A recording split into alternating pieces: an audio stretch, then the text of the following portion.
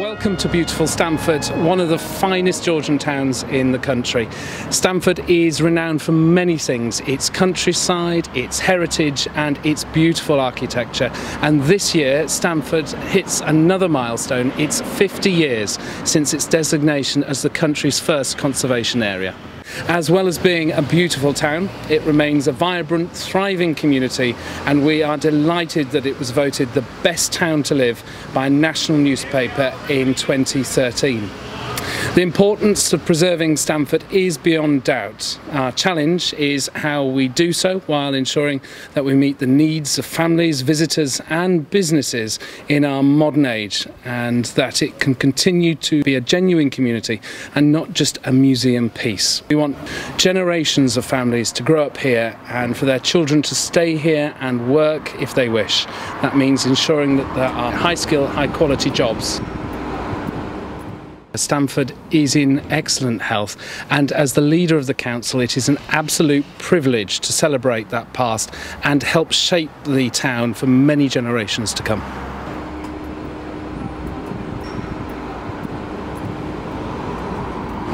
Looking back to 1967 and the designation of the first conservation area, I think there was always an element of luck with these things. A lot of the work had been going on since 1963 to collect the evidence that was necessary. They were in a great place when legislation was enacted to move quickly to ensure that they were the first designation. I think the 50 years of conservation is a real planning achievement. Planning takes the blame for lots of things, but to actually put in place legislation that has safeguarded special places for 50 years must rank as a key achievement of the planning system. I think it's really important that the planning decisions we make today also set the framework for protecting the heritage of the future.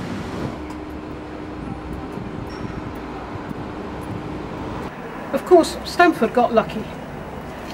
The major road in the country was always the London to York road.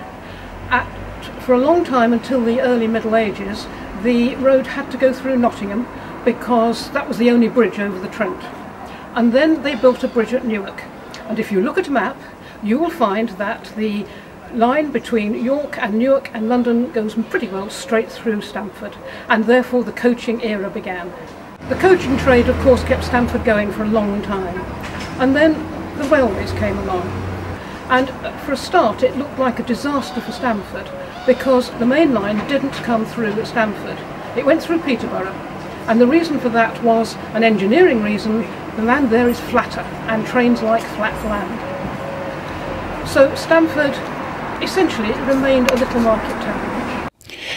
Well, Collie Western slate is a local product, so it's been used all locally around Collie Western, and obviously Stamford being the nearest town to Collie Western, it was used all over the old buildings in Stamford, all of which now are listed buildings or on the outskirts of conservation areas within Stamford. So Stamford is rich with Collie Western slates. Before we got the slate out of the mine, the only source of Collie Western slate was reclaimed, and that came from buildings that wasn't listed or in a conservation area.